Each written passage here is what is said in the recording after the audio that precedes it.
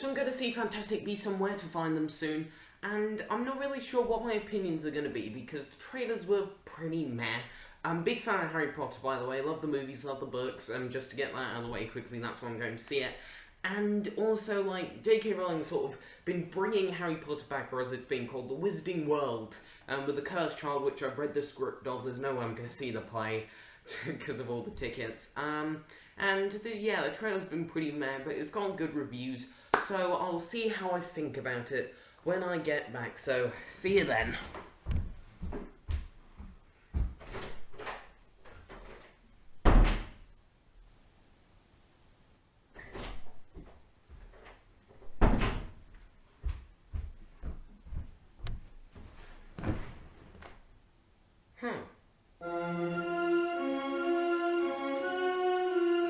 Subplot sort of that comes in halfway through the movie and then it sort of carries on till the end, which I did very much like. I can't really go into, what it's about, seeing as that would be going into spoiler territory, but it was very interesting, and I was interested to see how it goes, and there was actually a pretty good twist behind it, and yeah, I very much enjoyed that, and also the beasts were kind of cool. The Niffler was very cute. I definitely liked that.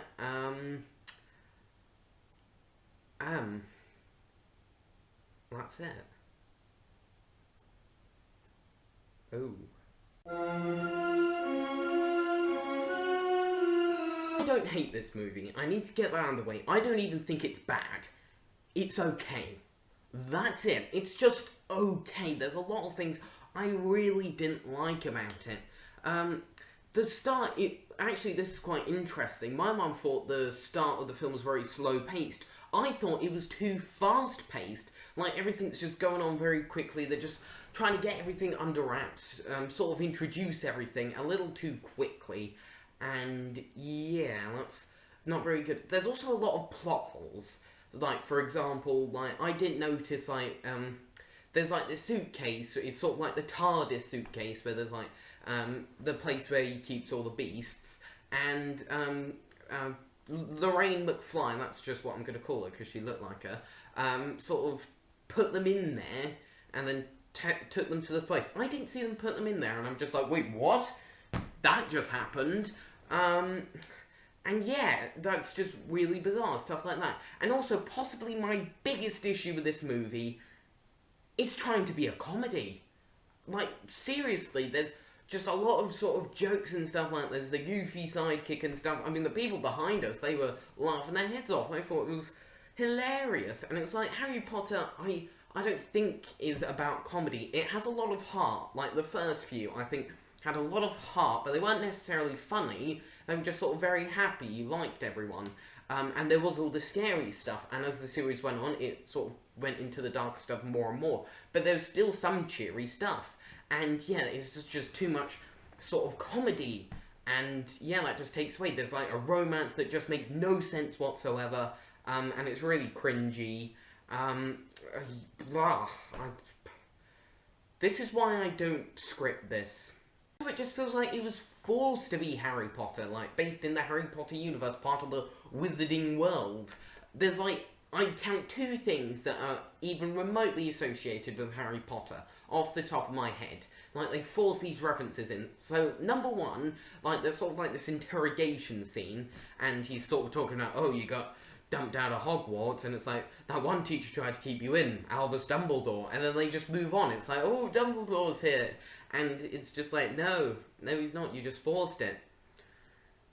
And then sort of like for the start, they sort of show of Grindelwald, and if you've seen the movies, you probably don't know what I'm talking about. If you've read the books, you know who I'm talking about, Grindelwald. They sort of talk about him at the start, it's sort of like, oh, Grindelwald's doing all this evil stuff. And then we don't hear anything from him until the end of the movie.